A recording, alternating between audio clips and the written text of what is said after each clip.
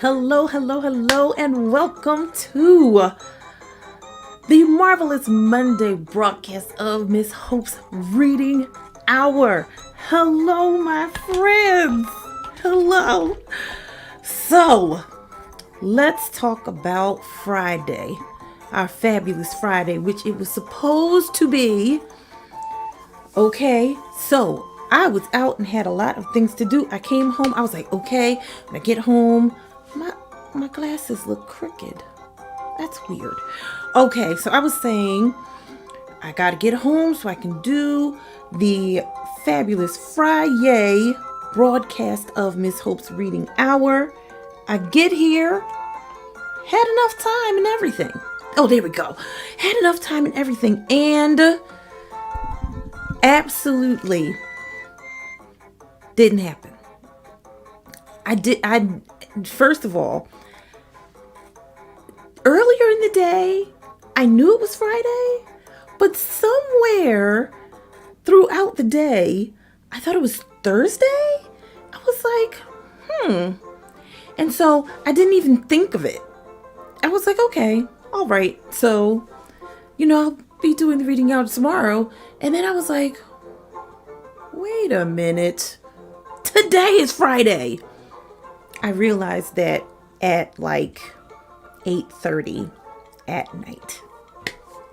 So I am sorry, my friends, that we were not here for the fabulous Friday broadcast of Miss Hope's Reading Hour. But guess what? We are here today, okay? And I am so glad to be here with you all. Hopefully you had a fabulous Friday, even though I wasn't with you. Hopefully it had a good start to your weekend, okay? And that you had a great weekend. Hopefully you did. So, until about September the 26th, every time we talk about the weekend, for the most part, Miss Hope will be saying that she was doing homework, okay?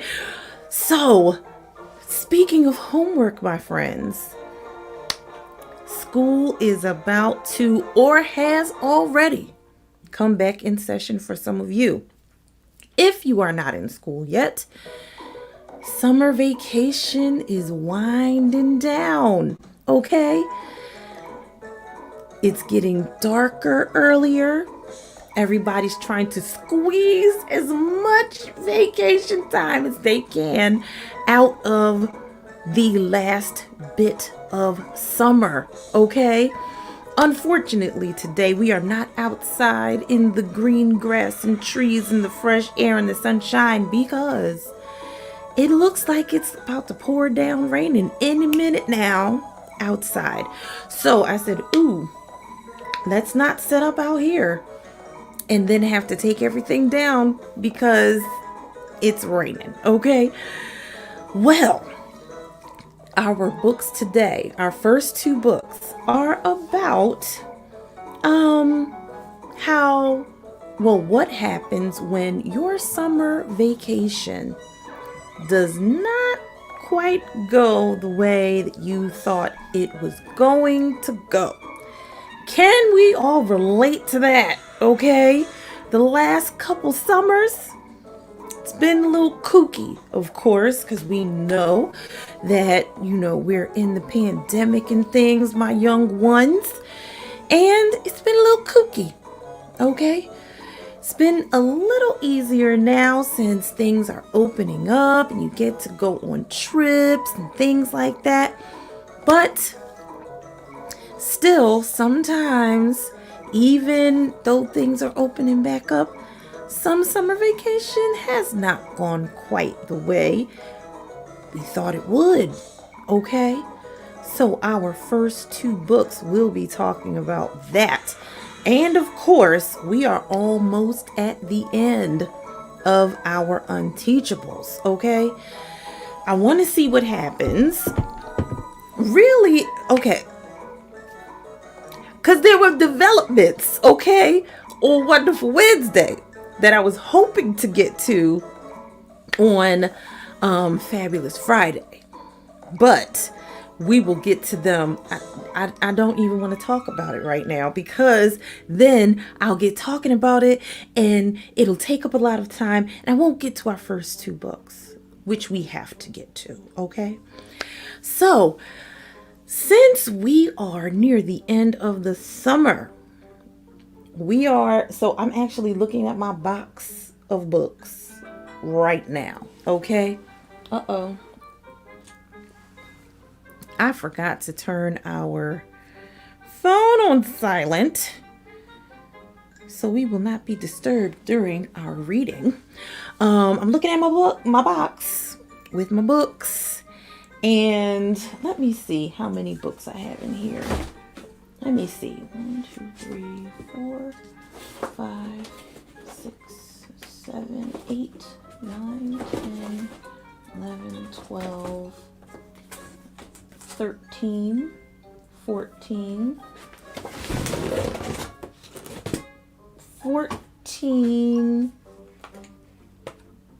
14 books. Even with the break because of my computer, I have 14 books left. Because remember, when we do Miss Hope's Reading Hour, we read 2 picture books and 1 chapter book as the days go on. And sometimes we get 4 books and 4 readings in. Okay, I'm still trying to do that. I want to do that before the end of the summer. See if we can get through 4 books in 1 Miss Hope's Reading Hour. I want to try it. So 3 days a week, that's 6 books. Okay, if we get through 4, that's 7 books. 3 days list, that's a lot of books. Okay, so if you, my young ones, my older young ones, my parent friends, teacher friends, parents, teacher friends, and all friends of Miss Hope's Reading Hour, if you would like to donate to Miss Hope's Reading Hour, take a look at the ticker, okay? Because in there is our Cash App, $HopeGM, HOPEGM, all one word, all lowercase, okay? And you can donate anything you want. $5, $2, $200, $500, $1,000, however much you want to donate. And guess what it goes to? 100% of it goes to buying books for the Miss Hope's Reading Hour library. Okay? So that these books can be shared. Eventually, I want to get to the place where some of the books that I've already read, that I want to go to other places and share them with other children that may not get to be on Miss Hope's Reading Hour with us online. So that is one of my goals and dreams that I want to pursue, so that there's other children who may not be able to be on with us during Miss Hope's Reading Hour, and then I can go to them and share some of these wonderful books that we've read with them. Okay? So know that the goal isn't just to, sit and look at the Miss Hope's Reading Hour library and say, oh, look at all these wonderful books I've read. No! There needs to be reading of these books to other people. Okay? All right? So, with all of that being said, you can donate to the Miss Hope's Reading Hour library via Cash App, or you can send virtual gift cards, digital gift cards to our email address, or email me and tell me, guess what, Miss Hope? I'm not going to donate Cash App or send you a gift card, but guess what? I got some books for you and I want to mail them to you. Send me that and I will give you information to be able to do it. Okay? Now that that's all out of the way, let's get to the books, my friends. So, remember, our books are about how summer vacation doesn't always quite go the way you think. So, our first book is with some very important characters from my childhood that I remember, And I never saw this book.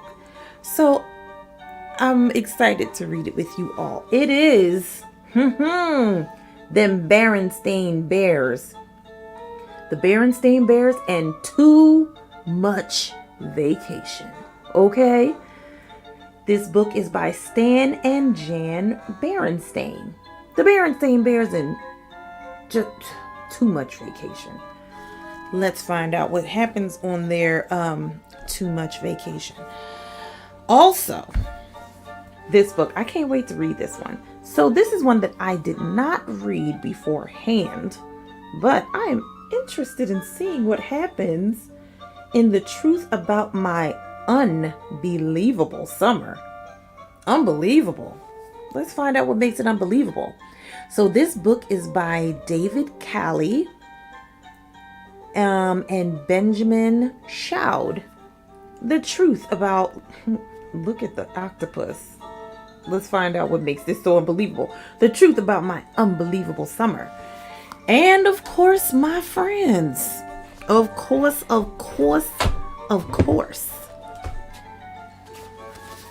We are almost at the end of our Unteachables. Let's see how much we have left. Ooh. This is it. This is it, friends. That's it. This is it. Okay? Almost done with our Unteachables.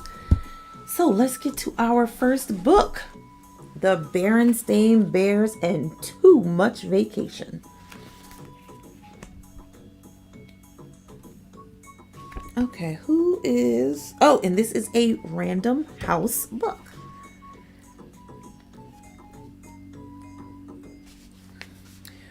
Well, that's everything, said Mama Bear, as she and Sister and Brother Bear held the car trunk lid down so that Papa Bear could tie it up.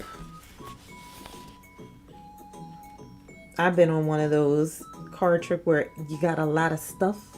Yeah. Not quite, said Papa, running back into the treehouse. We almost forgot the camera, he said when he reappeared. What good is a wonderful vacation without photographs to remember it by? I agree. But now everybody has phones and they can take pictures that way. But there's something about taking pictures with a camera. I still love cameras. Good thinking, Papa, said Brother. May I take some pictures when we get there? And how about me? Sister wanted to know. Of course you may, said Papa as they bundled into the car. We're all going to take pictures of the most wonderful vacation the Bear family has ever had. All right now, everybody buckle up and we'll be on our way. Very important. You need to buckle up. 4 safety belts clicked into place and they left their safe, comfortable treehouse and headed for the excitement and adventure of a vacation high up in the wilds of the Great Grizzly Mountains. And they're off.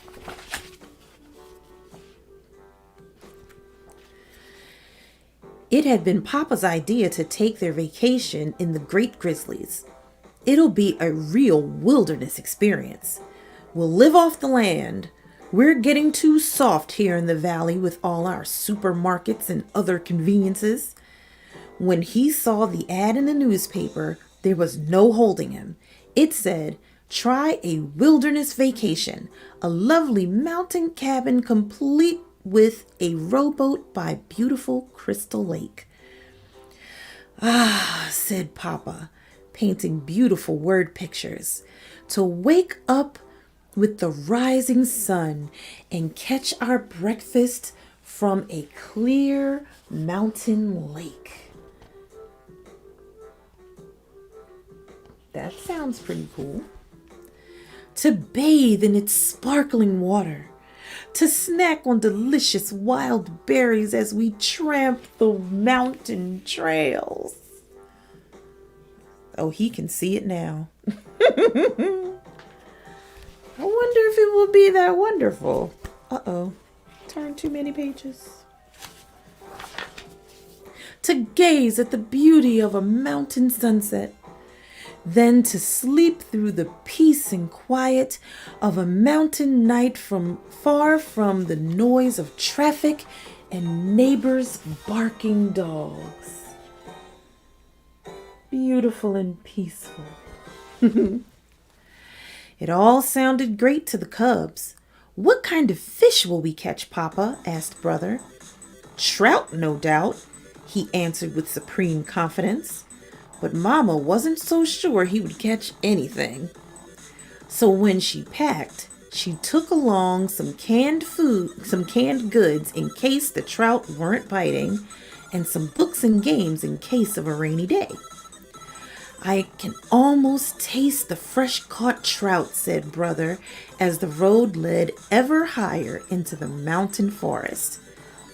"And I can almost taste those yummy wild berries," said Sister.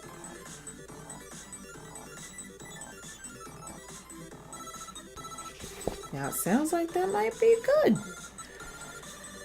"And don't forget my terrific wilderness stew," said Papa as he turned onto an even steeper road. "But we didn't bring things for stew," objected Mama. "All we brought were some canned goods." "Of course we didn't," laughed Papa. "I'm talking about my special live-off-the-land survival stew. It's my secret recipe. I make it from bark leaves and roots that I find in the woods." Whew. I wonder how appetizing that will be. "When will we get there?" asked the cubs. "Very soon. I can tell by the smell of the mountain air," said Papa, taking a deep breath.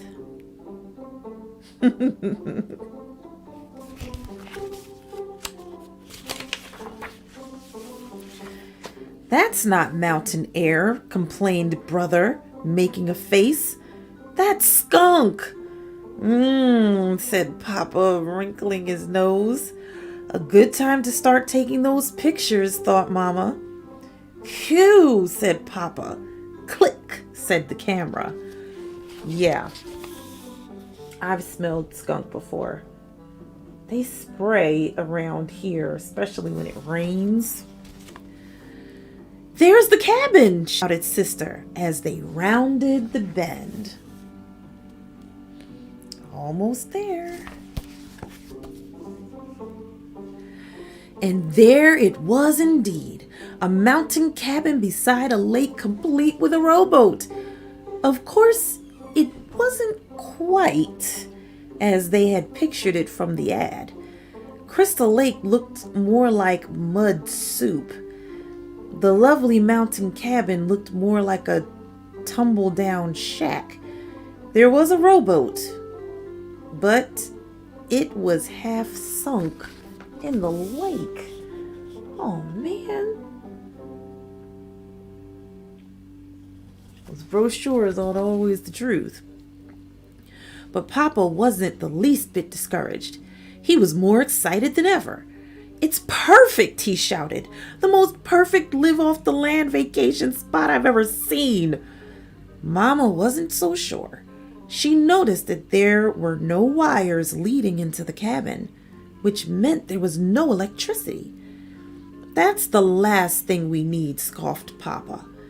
"What you need on a live-off-the-land vacation is plenty of can-do spirit and lots of forest smarts, and I've got enough for all of us."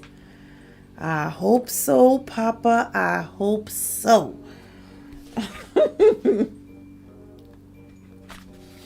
He took a cooking pot and a folding chair from the car trunk. "Here," he said, making a seat for Mama. "This is a vacation. You relax while I gather the fixings for my fabulous wilderness stew. And you two tidy up the cabin," he called to the cubs as he headed to the forest with his cooking pot. I hope this tastes good. Remember, he said bark and leaves. But Mama didn't expect to do much relaxing on this vacation, and she wasn't surprised to find the cabin was an even worse mess inside than it was outside. There was an ankle-deep carpet of twigs, branches, and dead leaves on the floor. And it was practically a museum of spider webs, cocoons, and mouse nests. You know how I am with the mice. Time for another picture, thought Mama. Scurry, scurry, went the mice. Click, went the camera. Oh boy, look at that.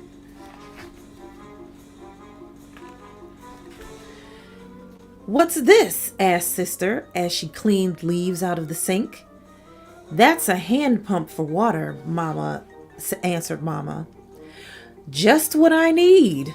It was Papa, back with his cooking pot full of strange-looking bark, leaves, and roots. A little water for my stew. He worked the handle. The pump gurgled and squeaked, and after a while began to squirt water. Rusty brown water. Just what I need for my stew, he said cheerfully. Oh, ready-made gravy. Oh my God, that sounds disgusting. That sounds disgusting. He carried the pot outside, where he had prepared a cooking fire.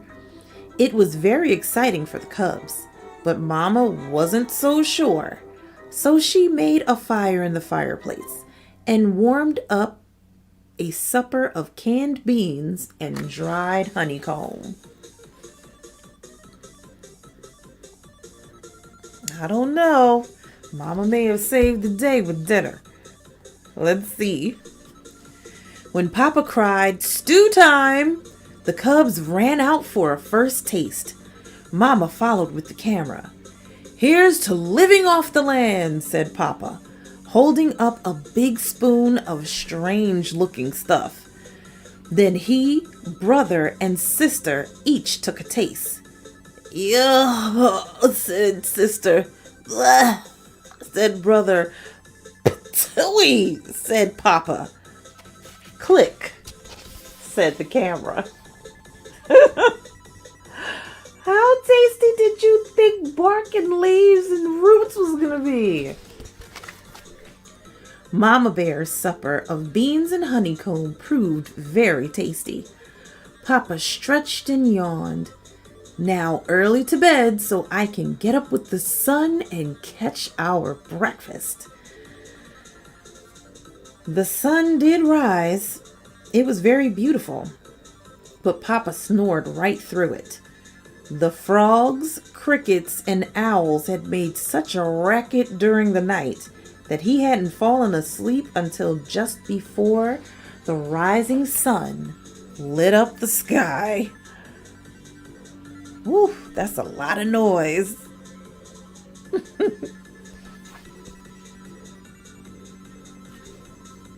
Papa began to get a little discouraged when he went out to catch breakfast. The boat sank as soon as he stepped into it, and all he caught was a gloppy mudsucker that made snuffling noises and stared. Ugh. "Snuffle, snuffle, glop," said the mudsucker. "Click," said the camera. Ew. I don't know about eating that. Ah. It was Papa's turn to snap the picture when Mama and the cubs tasted the wild berries. The thorns were something fierce, and the berries were so sour that even the birds puckered. Ooh. Wow. Later, there was a perfectly beautiful sunset. But the bear family didn't get to see much of it. They were too busy swatting the swarms of hungry mountain mosquitoes that swooped in from the lake. "Live off the land, you say?" shouted Mama. as they ran for the cabin. With all these thorns and mosquitoes, it's more like the land living off of us. Oof. See, that's why I spray the off those mosquitoes. It began to rain just as they reached the cabin, but the roof leaked badly, and pretty soon they had more leaks than they had pots and pans. They spent a miserable night. By morning, they were soaked to the fur, and there was a foot of water in front of the stairwell. Oh, man. Yeah, this is not quite turning out to be the vacation they thought it was going to be. "Don't worry," said Papa. "The rain can't last forever. And just as soon as I sweep out this water..." But instead of Papa sweeping the water swept Papa out the door, down the muddy slope, and into the muddy, mucky lake. When Mama and the cubs reached him, he looked more like a mud ball than Papa Bear. "Say," he said, looking up at them, "I have a terrific idea. Let's go home."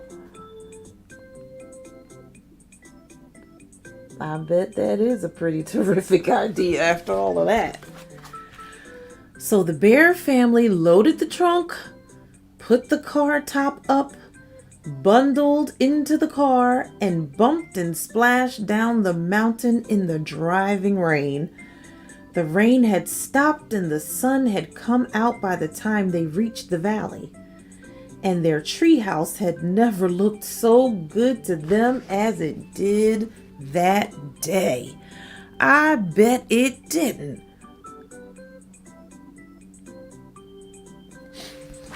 Wow. The next day, Mama took the film to the camera store to be developed. When the pictures came back a few days later, the Bear family wrote titles on them. They began to chuckle as they passed the pictures around.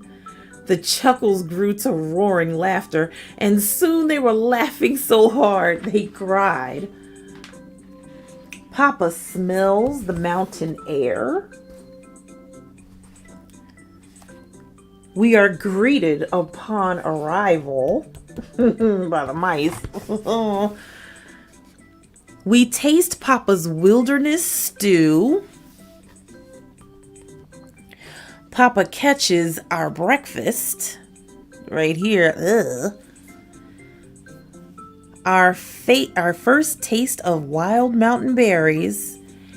And Papa decides it's time to go home. I bet you he did. Ooh, come on, Paige. And every so often, through the years, they take out those pictures and have an absolutely wonderful time enjoying the worst vacation the Bear family ever had.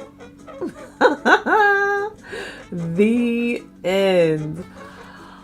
Whoa. A lot happened on that vacation. That was crazy. But that's the wonderful thing about family. Even when things don't go quite the way that you think they will go, you still find a way to find some humor in it. And at least you are all together. And especially if you take some photographs through the years, as they said, you'll be able to look at those photographs and have a good belly laugh about how crazy that day or that vacation was. Hopefully during this time when summer vacation has not quite been all that we thought it would be, hopefully you and your family are still making memories, still taking pictures, still taking videos. And then when you're older, my young ones and older young ones, you'll be able to look back at those memories with your family. And when things were a little crazy, you'll be able to have a good belly laugh. And when things were amazing, you'll be able to remember how it was to be with your family during that time. Such a good story. Crazy story, but a good story. All right, so I don't know how crazy this story is going to be. The truth about my unbelievable summer. Let's see. This book is by, now the David is spelled with an E at the end, so maybe it's David. I don't know. You know Miss Hope doesn't like to butcher people's names. David Callie. I believe it's illustrated by Benjamin Child. All right, who is the publisher of this book? Okay, this is a Chronicle Books book. The truth about my unbelievable summer. So, what did you do this summer? Well, you may not believe this, but I found a message in a bottle. It wasn't just any message. It was a treasure map. Whoa. Now that sounds pretty cool.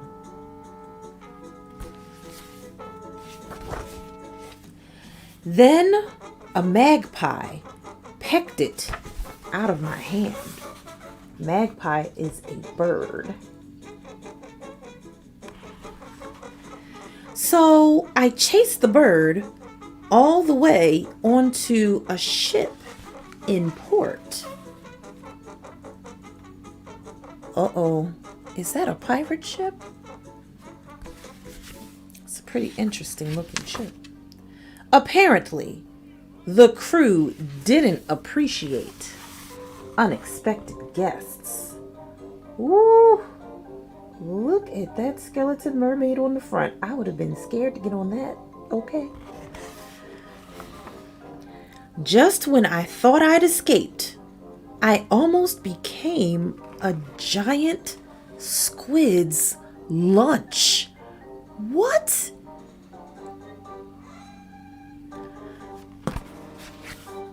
It's already sounding pretty unbelievable. Luckily, I was rescued by a submarine captain.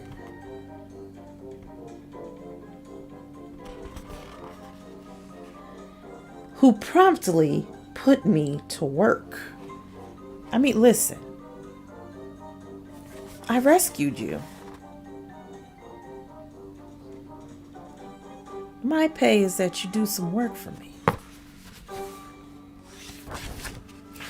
When the submarine finally surfaced, we had traveled back in time.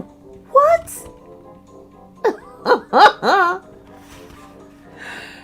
How did that happen? It didn't. Actually, it was just some people making a movie. Okay. Then by chance, I met an actress who knew exactly where to find my map. What are the odds of that? Okay. It was just a little out of reach. What? Oh, way up high. Oh my goodness. Anyway, the treasure hunt was back on. But something went wrong. Listen, what is with this magpie? What is going on with this bird? Okay. And I ended up in the desert. What is going on here, sir? It turns out that my arrival disturbed some deep sleepers. Uh-oh. It's time to go. At just the right moment, my uncle passed by in his latest invention. What in the world is that? Is that a spaceship? Since it was still experimental, there were some surprises. How long did this last? Okay. My uncle dropped me off on a deserted island where the map magpie stole my map again. Was it really the same bird? Yes, I have no idea how it found me. Listen, bird. Something's gotta give. You gotta leave me alone. I'm trying to find this treasure, okay? I chased that bird everywhere. And I mean everywhere. Oh my goodness. On a magic carpet. On a bike. On that looks like the Great Wall of China. Sir. At last, I had it.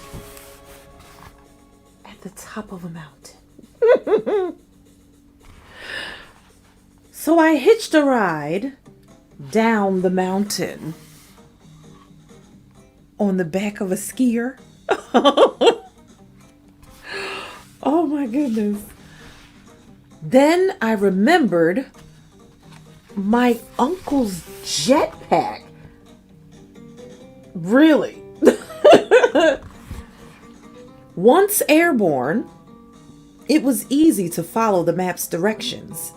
X marked the spot. Are you serious? Back on the beach? What? Okay. Back where I started. And I couldn't believe it. Back where you started. This was the treasure.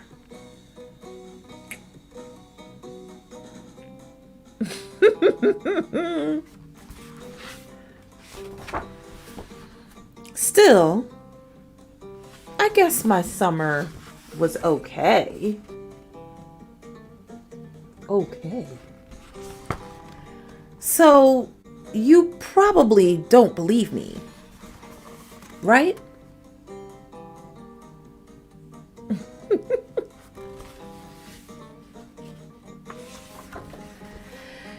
Three months earlier. Do you see this? Do you see this? 3 months earlier. It says teacher and her magpie. The end. Oh my goodness, I love this book. I love this. Oh my gosh. Okay, so I think I'm going to have to find some more books by David Kali. Okay? This was such an awesome book. The Truth About My Unbelievable Summer. Oh my goodness. That is awesome. So the teacher, it was the teacher's fault the whole time. The whole time. Asked him how his summer was. He's like, I went through all this stuff. I was looking for this treasure and everything. And it was the teacher the whole time. Teachers are awesome, okay? Let's just say that. Teachers are awesome. I wonder if she did that for all of her other students. I wonder. That would be pretty awesome if the teacher did that for all of the other students. Because, hey, who knows how many birds she has? Who knows how many times the bird can go out and take a treasure map? Who knows? But the good thing that our friend here figured out was that just being on summer vacation with his family was the treasure. And using your imagination and summer vacation with your family was the ultimate treasure. How awesome is that? I am so glad I read this book. Hopefully, you have had an awesome opportunity this summer to use your imagination. Even if you weren't able to go places, to imagine places that you could go and things that you could do, most importantly through books, okay? And you realize that the real treasure, no matter where you are, is your family and your friends and the people that you love, including your teachers, okay? Such a good book. So, Mr. David Kali, my friends, my Miss Hope's Reading Hour friends, don't forget about him. You know why? Because you're going to see more books by him. I loved this book. So glad I got to read it with you. All right. Now, my friends, you know where we are. You know where we are. We are at the Unteachables. So, let's talk about the developments, okay? So, the developments are that, so the class takes, remember, so let me go back a little bit. The superintendent wants to get rid of Mr. Kermit before he can go for early retirement, because then the money that he can get for retirement, Mr. Kermit won't be able to get that. So he would probably have to work when he's old. So the superintendent wants to get rid of him. And how does he want to do it? He wants to do it by saying, your class has not made any progress with this science assessment. So the class studies like crazy for the science assessment. They do the test. Now, Kiana Rabini, she's thinking, it's starting to bother her now that all of the people in SCS 8 are her friends. And so she's like, I gotta tell them that I'm not really registered in school and that I'm not really registered in this class. And so she's like, when am I gonna tell them? I'll wait until after the science assessment. Well, she takes the assessment. The school gets her test and they're like, who is this girl? She is not registered in this school. So they call her house. And the step monster, her stepmother, meets her at the door and says, you want to explain some things to me? Because the school doesn't know who you are. So she's like, oh man, dang it. But she now doesn't want to leave SCS 8. And Step Monster is saying, you know what? If that's the class you want to be in, I'm going to try to make sure that that's the class you're in.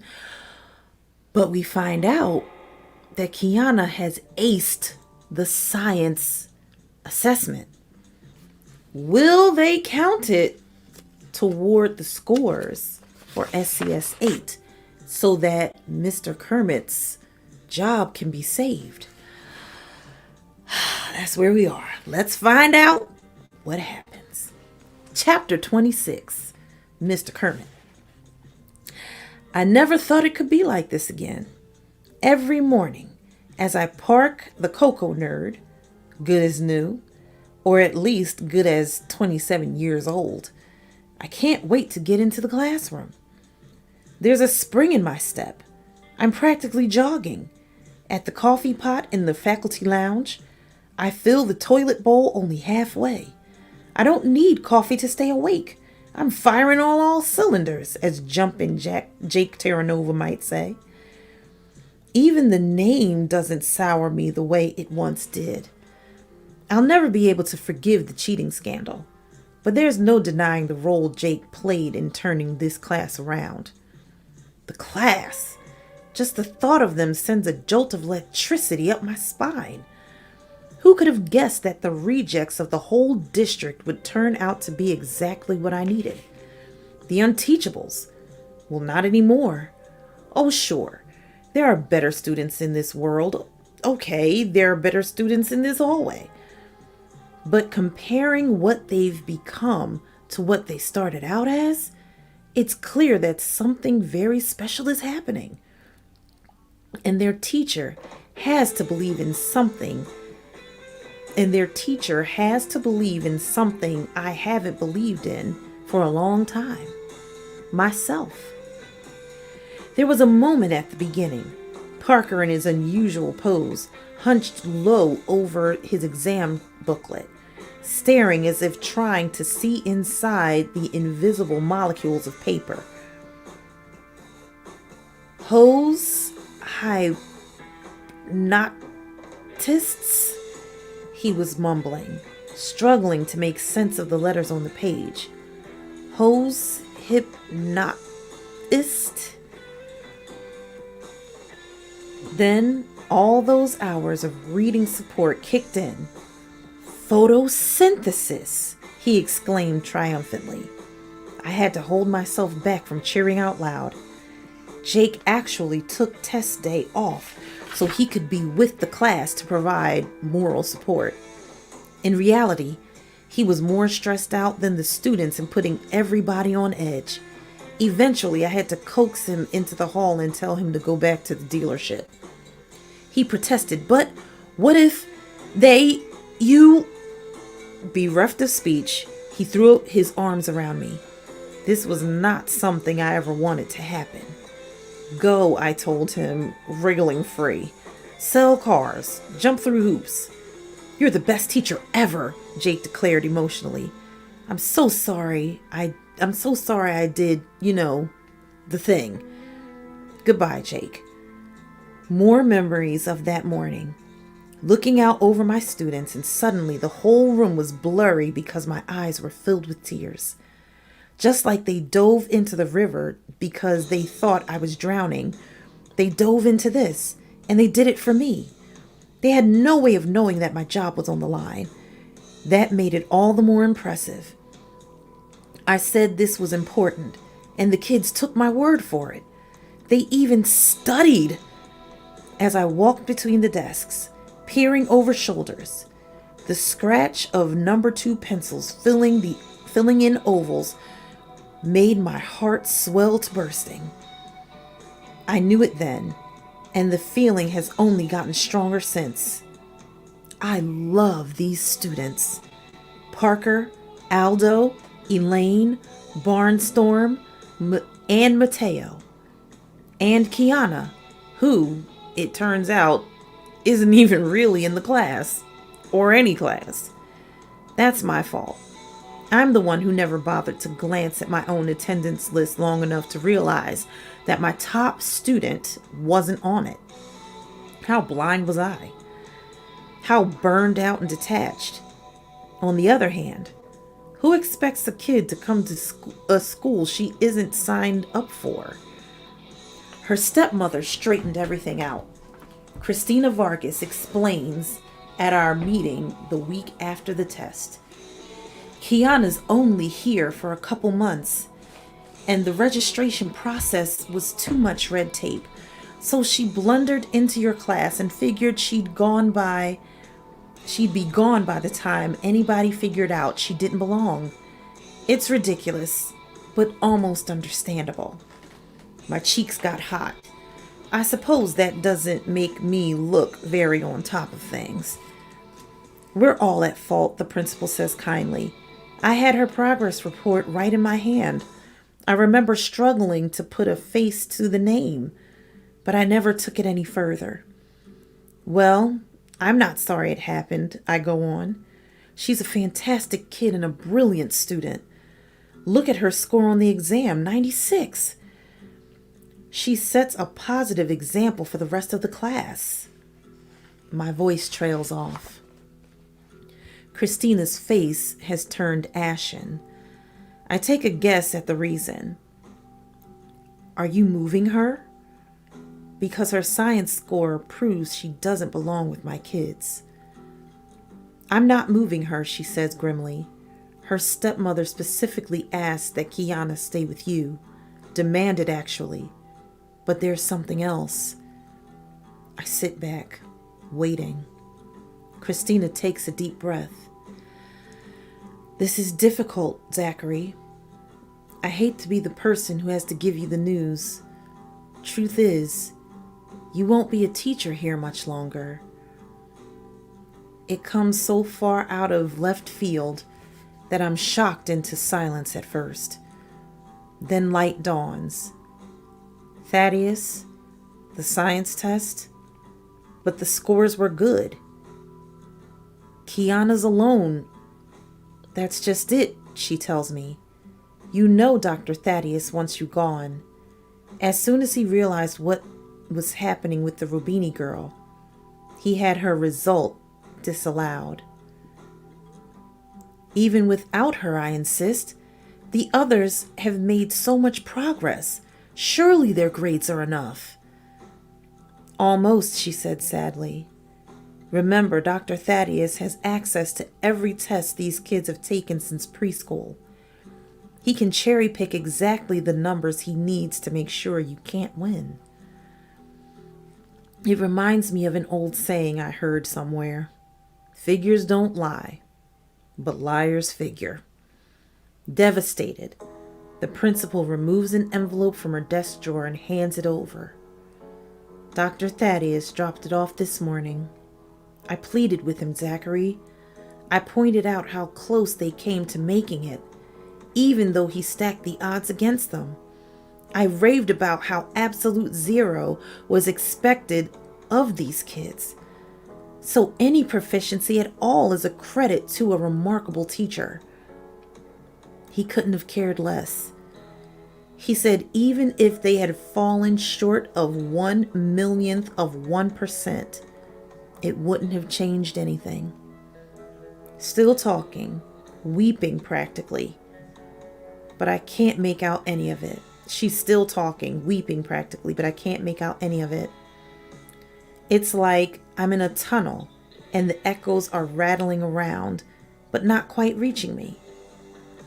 Fingers numb, I fumble the letter out of the envelope. Notice of termination. Attention, Kermit Zachary.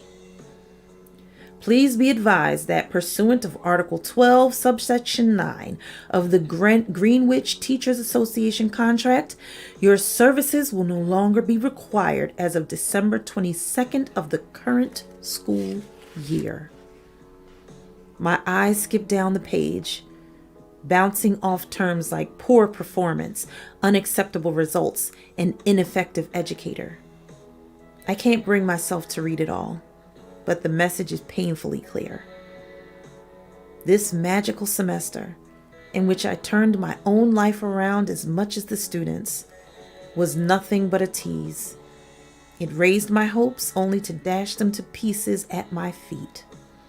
It restored my faith in teaching and in myself purely so the taste would be all the more bitter now.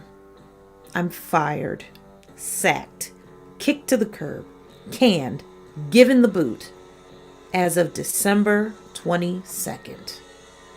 Merry Christmas. Worst of all, my career is going to end 6 months too soon to qualify for my early retirement. Fade to black. I barely hear Christina's tearful words of sympathy as I wander out of her office. Instead of heading to room 117, I stagger through the main doors and find the parking lot. I can't face the kids, not now, when I'm still so stunned. What would I say to them? How could I explain it? I don't blame them for the superintendent's malice, and how could I ever convince them that this isn't their fault. I have to find those words eventually, but not today. The outside world sounds different than it usually does. Subdued, muffled. Somehow my feet carry me to the Cocoa Nerd, and I climb behind the wheel. The locks haven't worked in more than a decade. The car starts in its customary cloud of burned oil. Outside, it begins to rain, and I activate the lone functioning wiper. Too bad it isn't on the driver's side. I squint through the water-splattered windshield. At least it's forcing me to watch the road. Otherwise, I'd probably wrap the Cocoa Nerd around a telephone pole. At the entrance to the parking lot, I signal left and press the gas. There's a loud pop, followed by a clatter, and everything goes quiet. I try the key a few more times. Nothing. Not even a feeble attempt to catch. The turn signal clicks once more, and then it dies too. I get out of the car and open the hood. To my amazement, nothing's there.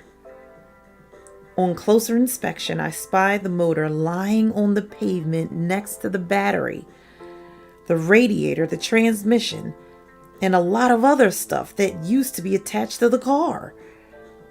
Over a quarter century with the Cocoa Nerd, and I thought I'd seen it all. Wrong again. This is an ex-Cocoa Nerd. It's raining harder and I'm getting soaked. There's probably something I should be doing, but what? Call a tow truck? Why? This heap of scrap metal isn't really a car anymore. Inform the school that their driveway is blocked. They'll figure it out sooner or later. I flip up the collar of my jacket and start walking toward home. Oh, man, dang it. Well, even with all the hard work that the students did, Mr. Thaddeus still decided it didn't matter how good they were going to do. Even if Kiana was registered in the class, Dr. Thaddeus was going to find some way to get rid of Mr. Kermit. So Kiana got to stay in the class, but Mr. Thaddeus used that to disallow her score. So my suspicion was true that her score wouldn't count, but they did make progress. So why not let him stay? Because you have something against him, you meanie. Anywho, we have some more chapters. So my question is, what is SCS 8 gonna do when they find out that Mr. Kermit has been fired? Now, you know what they did when they found out about them vuvuzelas. Let's see what they're going to do when they find out he is fired, because they're definitely going to do something. I promise you, I haven't read ahead. I don't know for sure, but I think they love him enough that they're going to do something. And I wonder what Jake Terranova's gonna do. Oh, I just got a notice. My computer's about to die. So glad that I was here with you all today. I will see you on the wonderful Wednesday broadcast. Until then, my friends, I will see you next time.